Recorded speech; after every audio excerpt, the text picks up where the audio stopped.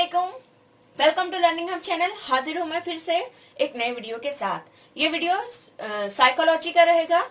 तो चलिए हम देख लेते हैं, एक रिवीजन के तौर पर ये वीडियो रहेगा।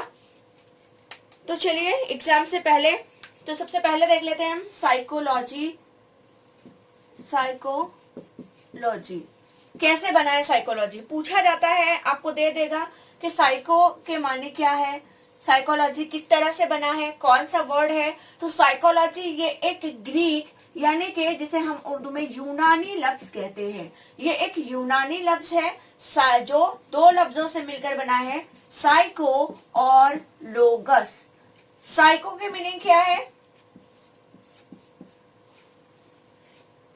साइको यानी कि रूह, ठीक है, सोल यानी जिसे हम उर्दू में रूह कहेंगे, और लोगस यानी मुताला, रूह का मुताला।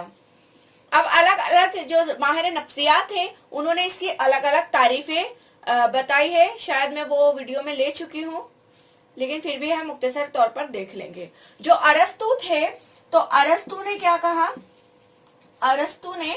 अरस्तु और इनके शागिर्द थे एक प्लेटो, ठीक है। तो अरस्तु की जो एक बुक थी डी एमिमा, याद रखना, बुक हो सकता है पूछ ले कि डी एमिमा किसने लिखा है। तो डी एमिमा अरस्तु की किताब थी, जिसमें इन्होंने ये लिखा है कि जो नफ्सियात है वो कैसा क्या है, रूह का इल्म है।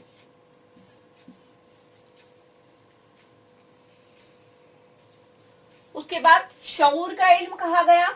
रूह के इल्म को नकारने के बाद ये साबित नहीं हो पाया, ठीक है। इसको मेजर किस तरह से करेंगे रूह को?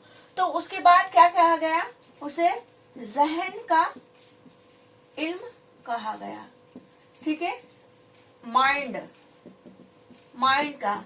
तो ये किसने कहा था? तो ये मैकडोगिल ने कहा था, मैकडोगिल ने कहा था। उसके बाद आया शऊर का इल्म। ये तारीफ किसने दी थी? तो ये तारीफ दी थी विलियम वुंट ने, ठीक है, ऐसे कुछ नाम है, विलियम वुंट, उर्दू में लिख देती हूँ, विलियम वुंट ने, ठीक है। और इंसान और हैवानात के बर्ताव का इल्म किसने कहा? फिर ये वॉटसन ने कहा था, ठीक है। बर्ताव का इल्म। आज जो हम मानते हैं कि साइकोलॉजी क्या है, तो वो बिहेवियर का इल्म मानते हैं, ठीक है, बर्ताव का इल्म मानते हैं आज अभी। तो ये किसने कहा था? तो ये वॉटसन ने कहा था, ठीक है, वॉटसन ने कहा था। तो बस हम ज्यादा डीप में नहीं, हम सिर्फ सरसरी मुताला कर रहे हैं, ये रिवीजन है। ये विलियम वुंट को फादर ऑफ साइकोलॉजिस्ट भी कहते हैं, फादर ऑफ साइकोलॉजिस्ट। किसको? विलियम वुंट को। ये भी याद रखना एक पॉइंट, ठीक है। फिर फादर ऑफ मॉडर्न साइकोलॉजिस्ट किसे कहते हैं? विलियम जेम्स को। विलियम वुंट को क्या कहते हैं? अच्छा, मैं एक बार साफ साफ लिख के बता देती हूँ आपको, वरना आप कंफ्यूज हो जाओगे, ठीक है। जो विलियम वुंट है, इसको साइकोलॉजी के फादर कहते हैं, ठीक है, साइकोलॉजी के फादर कहते हैं, फादर ऑफ साइकोलॉजिस्ट। उसके बाद तो विलियम जेम्स है, ये दोनों अलग अलग है, कंफ्यूज मत हो जाना। विलियम जेम्स है, इसे क्या कहते हैं? Modern father of modern psychology, ठीक है, फादर ऑफ मॉडर्न साइकोलॉजी, ठीक है। और ये किससे? इन्होंने एक बुक दी थी, किसने? विलियम जेम्स ने। क्या, कौन सी बुक थी? Principle of psychologist, principle of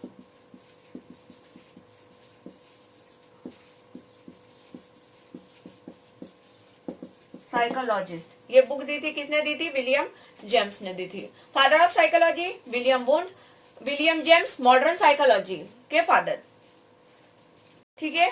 father of educational psychologist, अच्छा दिख ही नहीं रहा है आपको, सॉरी, हाँ मैंने नहीं देखा था। विलियम वुंड को फादर ऑफ साइकोलॉजी कहते हैं और विलियम जेम्स को मॉडर्न साइकोलॉजी के फादर कहते हैं। एजुकेशनल साइकोलॉजिस्ट कौन है? तो एजुकेशनल साइकोलॉजिस्ट थॉर्नडाइक है, थॉर्नडाइक है educational father of educational psychologist, educational psychologist, father of educational psychologist, ठीक है। तो ये हो गया हमारा। अब इसके बाद हम देखते हैं ग्रोथ और डेवलपमेंट, जो कि अपने आप में बहुत अहमियत रखता है ये पॉइंट, ठीक है। ग्रोथ और डेवलपमेंट, ग्रोथ एंड डेवलपमेंट। मैं उर्दू में नहीं जाऊंगी क्योंकि उसके अलग अलग है नाम, नमू है, तरक्की है, ठीक है। तो ग्रोथ, ग्रोथ क्या है? ग्रोथ को हम मेजर कर सकते हैं, ये हमें दिखाई देती है, जबकि डेवलपमेंट हमें दिखाई नहीं देता है। ये दिखाई नहीं देता है, ये होता है जैसे कि इंसान की समझ बढ़ती है, ठीक है। इसमें क्या आ जाएगा? हाइट आ जाएगी इंसान की, हाइट, वेट, ठीक है, ये सब चीजें हमें दिखाई देती है। इसमें समझ आ जाएगी, इदरा की सलाहियत आ जाएगी, दूसरी जो सलाहियतें हैं वो आ जाएगी। तो बताने का मकसद सिर्फ इतना है यहाँ पर कि जो डेवलपमेंट है ये एक बहुत बड़ा पार्ट है, ठीक है, जिसके बीच में हम ग्रोथ को डाल सकते हैं, यानी कि ग्रोथ डेवलपमेंट में शामिल है। ग्रोथ एक छोटा पार्ट है जो कि डेवलपमेंट में आ जाएगा, और ये क्या है? ये डेवलपमेंट है। डेवलपमेंट में तो ग्रोथ आ सकता है, लेकिन ग्रोथ में डेवलपमेंट नहीं आ सकता है। डेवलपमेंट जो होता है तो वो माँ के पेट से लेकर तो कब्र तक, यानी कि गोद से गोर तक, ठीक है, गोद से गोर तक, वूम टू टूम, ठीक है, ये सॉरी टूम उल्टा कर दिया मैंने। तो गोद से गोर तक के ये चलते रहता है, डेवलपमेंट होती रहती है। ग्रोथ रुक जाती है, हमारे हाइट ऐसा नहीं है कि मरे दम तक हम बढ़ते ही जाते हैं, ऐसा नहीं होता है, ठीक है। तो बस यही जानना था इसमें। और उसके बाद क्या देखना है हम? तो उसके बाद हम देख लेते हैं कि जो नशोनुमा के मदारिज है वो कौन कौन से हैं, ठीक है। तो 4 मदारिज है नशोनुमा के। सबसे पहला है इन्फेंसी, शीर ख्वारगी या नवजायदा बच्चा, शीर ख्वारगी, ठीक है, शीर ख्वारगी। उसके बाद है चाइल्डहुड, चाइल्डहुड जिसे कहते हैं बचपन, बचपन। इसमें क्या रहता है? अर्ली और लेटर। इसकी एज क्या रहती है? बर्थ 0 या बर्थ टू 2 ईयर, इसकी 3 to 6, इसकी 7 to 12, याद रखना। तो यानी कि पूरा चाइल्डहुड जो होता है तो वो कितना होता है? 3 से लेकर 12 साल का होता है। उसके बाद आ जाएगा एडोलेसेंस, यानी कि सने बलूगत या उनफवाने शबाब, सने बलूगत या उनफवाने, क़ब्ल अज़ उनफवाने शबाब, क़ब्ल अज़ उनफवाने शबाब, ठीक है, या उनफवाने शबाब, क़ब्ल अज़ नहीं, उनफवाने शबाब आ जाएगा, उनफवाने शबाब, ठीक है। और उसके बाद शबाब, उनफवाने, ये सॉरी, क़ब्ल अज़ उनफवाने शबाब और फिर उनफवाने शबाब। ये तो उनफवाने शबाब कितना रहता है? सने बलूगत 13 से 16 साल तक, और ये 16 से तो 18 साल तक रहती है, ठीक है।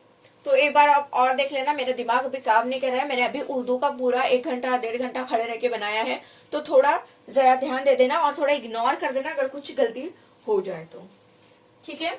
तो ईयर याद रखना, ये बर्थ टू 2 ईयर रहेगा, चाइल्डहुड 3 से 12 ईयर रहेगा, और इस पर एक पूरा लंबा चौड़ा वीडियो बनाया जा चुका है, तो आप देख सकते हैं वो भी, ठीक है। उसके बाद जो इम्पोर्टेंट पॉइंट लेंगे हम, तो वो है आमोजिश की किस्में, ठीक है। आमोजिश की 3 किस्में होती है, 3 किस्में हैं आमोजिश की। कौन सी है? एक है मनफी आमोजिश, दूसरी है मुस्बत आमोजिश, और तीसरी है सिफर आमोजिश। मैं पेन में इंक डाल देती हूँ। तो मुस्बत आमोजिश क्या होगी कि हमने जो कुछ सीखा है, ठीक है, तो वो दूसरी सिचुएशन में जब हम यूज कर पाते हैं तो उसे क्या कहेंगे? मुस्बत आमोजिश। जैसे कि हम साइकिल चलाते हैं, ठीक है, साइकिल चलाना सीखे हुए होते हैं, तो वो हमारी मदद करती है किस चीज में? स्कूटी सीखने में। स्कूटी सीखने में ये हमारी मदद करेगी, तो ये क्या होगी? मुस्बत आमोजिश होगी। मनफी आमोजिश, मिसाल के तौर पर हमने पढ़ना सीखा, क्या पढ़ना सीखा? हमें सिखाया गया कि कट, बट, ठीक है, इस तरह से। तो यहां पर हमने बताया कि यू की आवाज किस तरह से निकल रही है? अ निकल रही है। लेकिन अगर हम बुल लिखेंगे, ठीक है, तो वो इसको भी बल पड़ेगा, तो ये मनफी आमोजिश हुई, ठीक है, क्योंकि इसका गलत असर इस पर पड़ रहा है। सिफर आमोजिश, ना अच्छा असर होगा ना पूरा असर होगा, कुछ भी नहीं होगा, ठीक है, तो ये सिफर आमोजिश होगी। इसके साथ साथ आमोजिश पर असरअंदाज होने वाले अवामिल कौन कौन से हैं? तो आमोजिश पर असरअंदाज होने वाले 2 अवामिल है, ठीक है, एक है विरासत और दूसरा है माहौल। असरअंदाज होने वाले अवामिल, तो एक क्या है? विरासत है। हमारे अंदर जो कुछ भी खामियां और खूबियां होती है, तो उसका कंसल्टेशन विरासत से भी होता है, ठीक है। जैसे कि माँ बाप से हमें जीन के थ्रू माँ बाप से क्या मिलते हैं? विरासत में मिलते हैं। मिसाल के तौर पर कलर होता है हमारा, ठीक है, हमारे हेयर होते हैं, अगर माँ के हेयर कर्ली हो तो औलाद के हेयर भी होते हैं। ज्यादातर माँ बाप जो ज़हीन होते हैं सॉरी, ज़हीन होते हैं, तो उनकी औलादे भी क्या होती है? ज़हीन होती है, ठीक है। तो इस तरह से विरासत का असर किस पर होता है? बच्चों पर होता है। इसी के साथ साथ माहौल का असर भी बच्चों पर होता है। जैसे माहौल में बच्चों को रखा जाएगा, जैसे बच्चों की परवरिश की जाएगी, ठीक है। घर का माहौल होता है, माहौल भी 3 तरह का होता है, माहौल की भी 3 किस्में होती है। माहौल की भी 3 किस्में होती है। एक तो होता है इनफिरादी माहौल, दूसरा होता है समाजी माहौल, और तीसरा होता है फितरी या कुदरती माहौल, ठीक है, फितरी या कुदरती माहौल। तो इनफिरादी माहौल यानी कि इनफिरादी तौर पर जिसका असर पड़ता है, जैसे कि माँ हो सकती है, बाप हो सकता है, भाई हो सकता है, ठीक है, भाई हो सकता है, या फिर उस्ताद हो सकता है।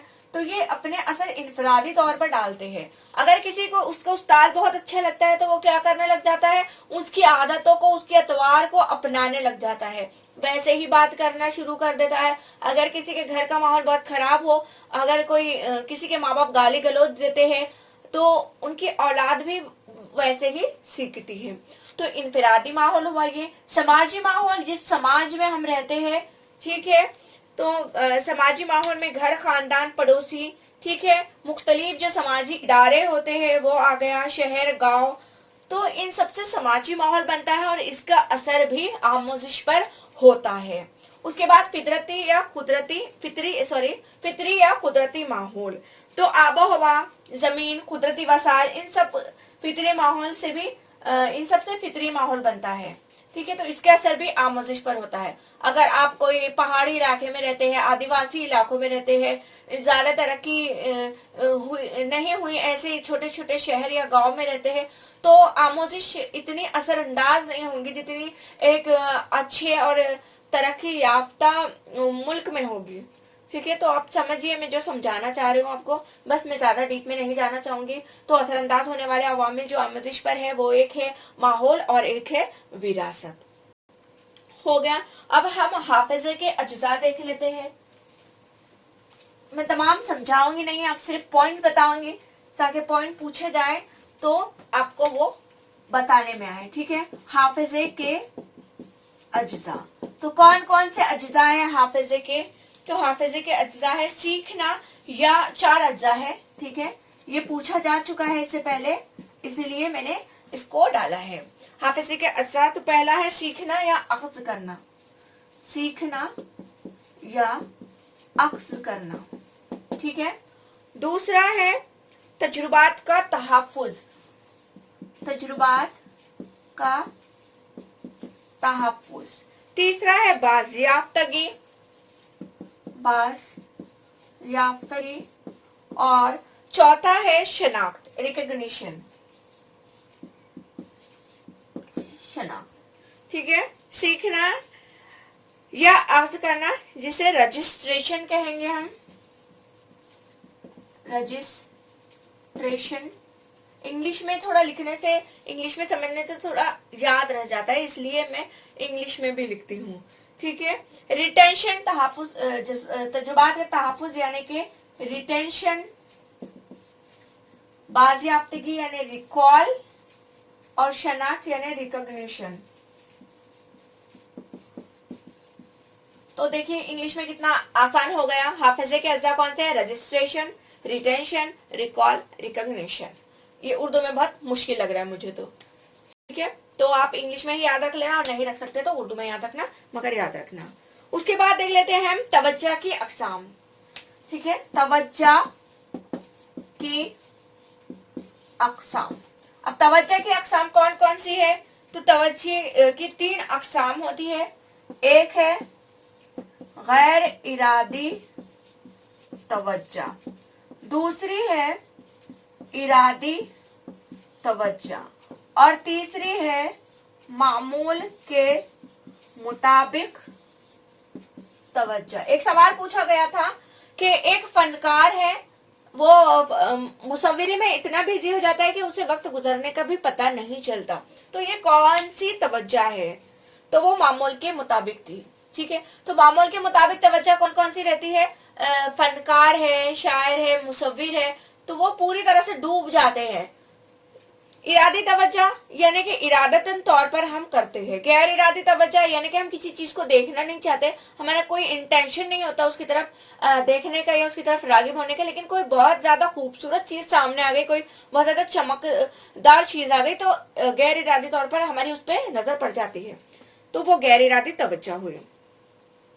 उसके बाद है ज़हनी अमल पर असरअंदाज होने वाले अवामिल। ज़हनी अमल पर असरअंदाज होने वाले अवामिल,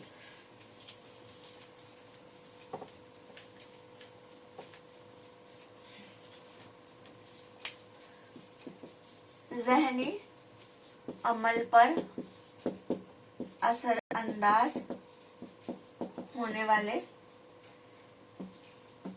अवामिल। पहला कौन सा है? पहला है एहसास,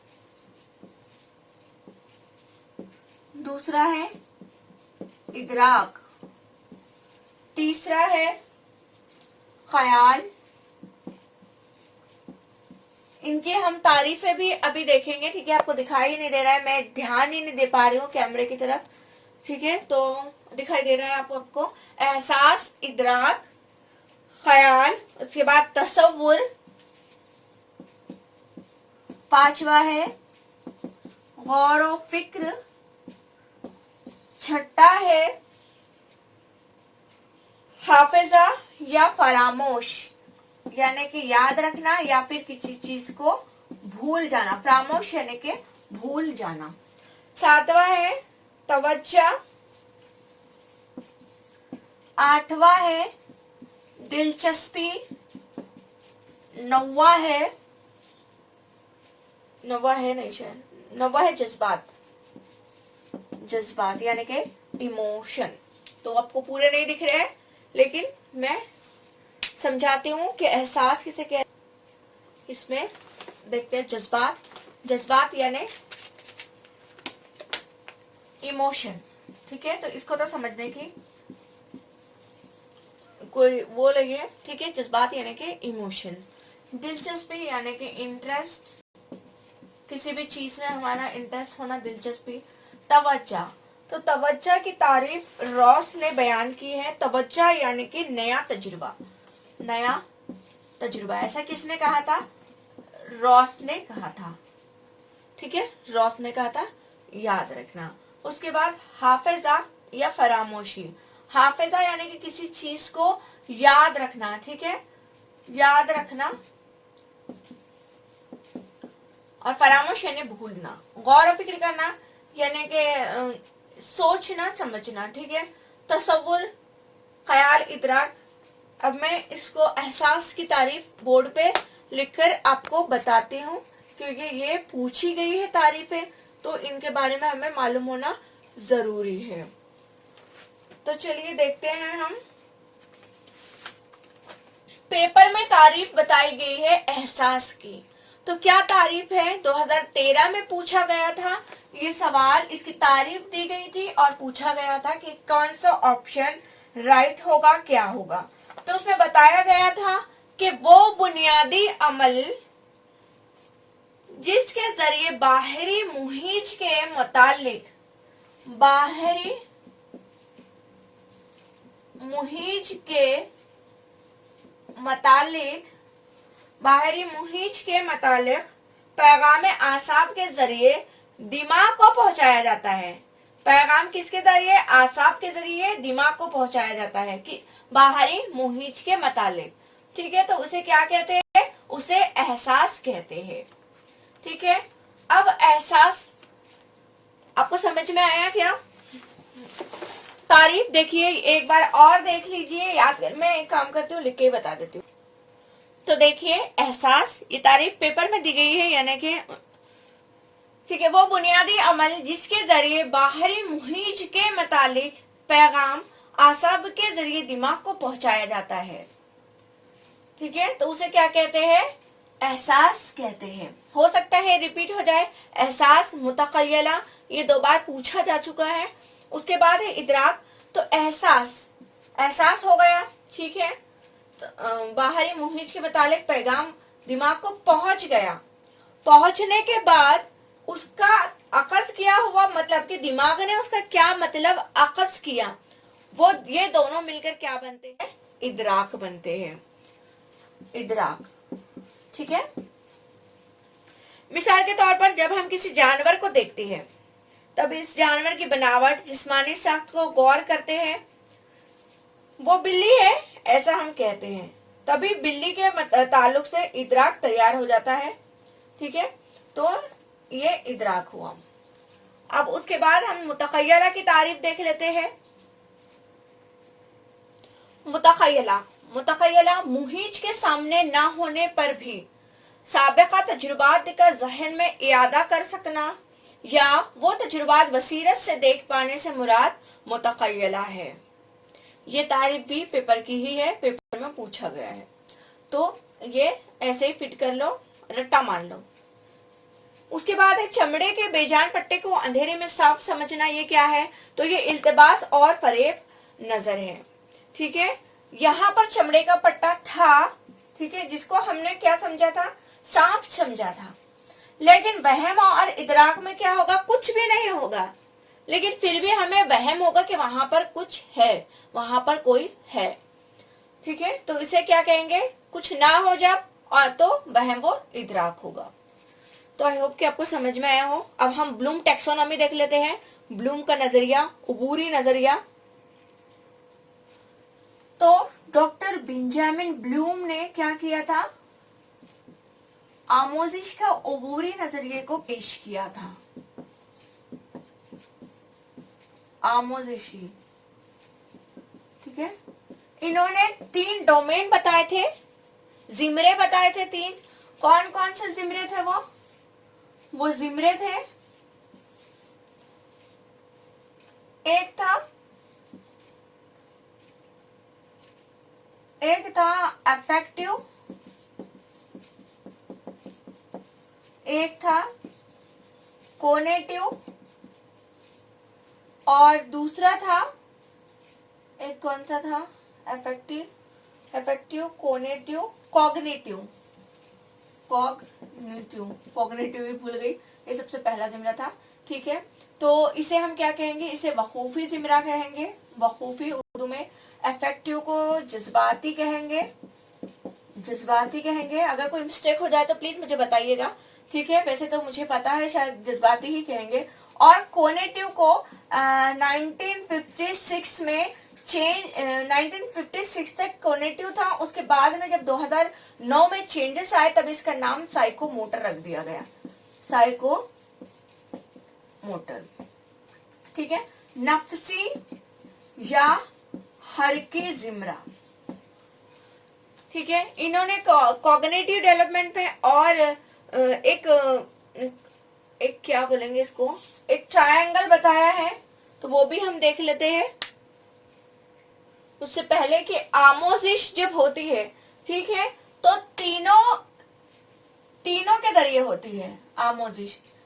कॉग्निटिव तौर पे भी होगी, अफेक्टिव जज्बात भी इसमें शामिल होंगे, नफ्सी हरकी यानी फिजिकली तौर पर भी हमें इसमें शामिल रहना होगा, ठीक है। कॉग्निटिव यानी कि इदराकी, सोच समझ, फहम हमारा।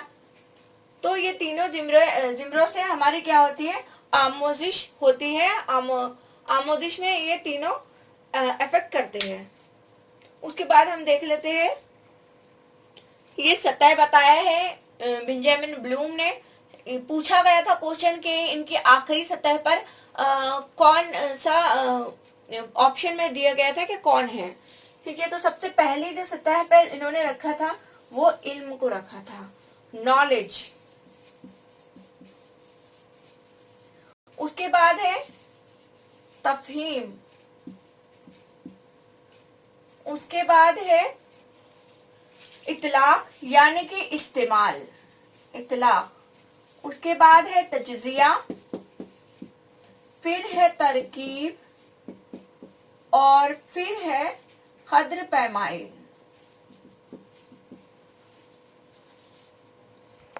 सबसे पहले क्या है?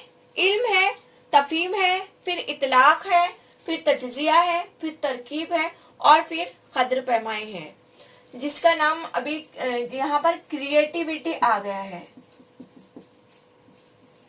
चेंजेस हुए तो कद्र पैमाई पूछा गया था हमारे पेपर में, इसलिए मैं ये बता रही हूँ आपको तमाम। तो आई होप कि आपको समझ में आए। अगर पूछा गया तीसरे जिमरे में कौन है, तो तीसरे जिमरे में इतलाक है तीसरे नंबर पर, चौथे में तज्जिया है, फिर तरकीब है, कद्र पैमाई है। सबसे पहले इल्म हासिल करता है बच्चा।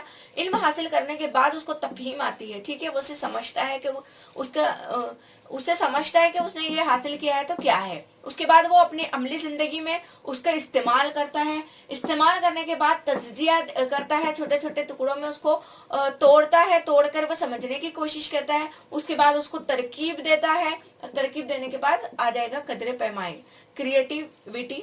अभी तो आई होप कि आपको ये समझ में आया हो। मैंने समझाने की कोशिश की है। इससे पहले हमने माहिरीन नफ्सियात पर वीडियो बनाया था, तो अगर आपने नहीं देखा है तो वो भी जाके देख लीजिए कि किसने क्या किया था साइकोलॉजी में। Thank for watching this video. अल्लाह हाफिज। अगर पसंद आए तो लाइक जरूर कर देना और शेयर भी कर देना। इसी के साथ साथ एक चीज मैं भूल रही हूँ, ठीक है, तो मैं वो आपको बता देती हूँ कि जो नशोनुमा के अदवार है, ठीक है, तो वो सबने अलग अलग बताए हैं। तमाम माहिरीन नफ्सियात ने अलग अलग कहा है। किसी ने 7 कहा है, किसी ने 8 कहा है, किसी ने 6 कहा है। किसको? शीर ख्वारगी, फिर इब्तिदाई बचपन, फिर बचपन को रखा है, फिर उसके बाद बचपन के बाद लड़कपन रखा है, तो ये तमाम जो माहिरीन नफ्सियात हैं उनके हिसाब से अलग अलग है। किसी ने 7 बताए हैं, किसी ने 6 बताए हैं और किसी ने 8 बताए हैं। तो एरिक्सन ने कितने बताए हैं? एरिक्सन ने इसके 8 मरहले बताए हैं, जबकि 6 मरहले किसने बताया था पता नहीं। और डॉक्टर जोन्स ने 7 मरहले बताए थे। डॉक्टर जोन्स ने 7 मरहले बताए थे। तो शीरखोरगी तो बर्थ टू 2 ईयर बताया था। इब्तदाई जो बचपन है, तो इब्तदाई बचपन को 3 साल से 5 साल तक बताया था। उसके बाद बचपन 6 साल से 5 साल तक बताया था। लड़कपन 9 साल से 12 साल तक। उसके बाद सने बलूगत बताई थी, सने बलूगत। फिर उसके बाद शबाब, फिर जवान। इस तरह से इसके सब थे। सबसे अच्छा है कि हम इंग्लिश में याद रखें, इसमें ना जाए, इसमें बहुत सारे नाम हैं। ठीक है, इंग्लिश में क्या है? इंग्लिश में सिर्फ हमें infancy, early childhood, letter childhood, childhood में दोनों आ जाएंगे। ठीक है, उसके बाद है एडोलेसेंस। तो इस तरह से हमें याद रखना है इसमें। तो इंग्लिश में मुझे ज्यादा इजी लगता है, इसमें बहुत ज्यादा किचकिच है तो बहुत कंफ्यूज हो जाते हैं। ठीक है, तो आई होप कि आपको समझ में आया हो। और इसी के साथ साथ एक और क्वेश्चन पूछा गया था कि पर्सनालिटी, ये लफ्ज कौन सा लफ्ज है? तो पर्सनालिटी के माने क्या है? तो पर्सनालिटी शायद लातीनी जबान का लफ्ज है।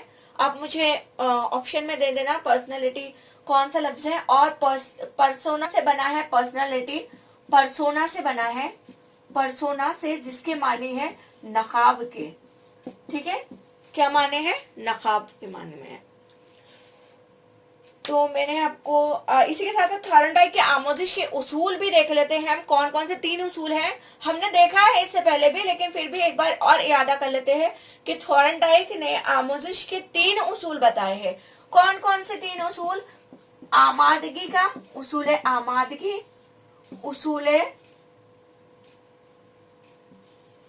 उसूल तासीर और मश्क का उसूल।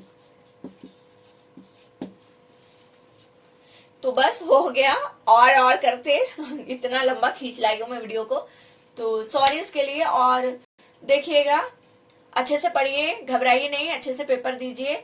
और पेपर देके बहुत ज्यादा खुशी आइए कि हमारा पेपर बहुत अच्छा गया है। ठीक है, thanks for watching this video. Share कर देना और अगर दिल से लगे कि अच्छा है तो लाइक कर देना। अल्लाह हाफिज।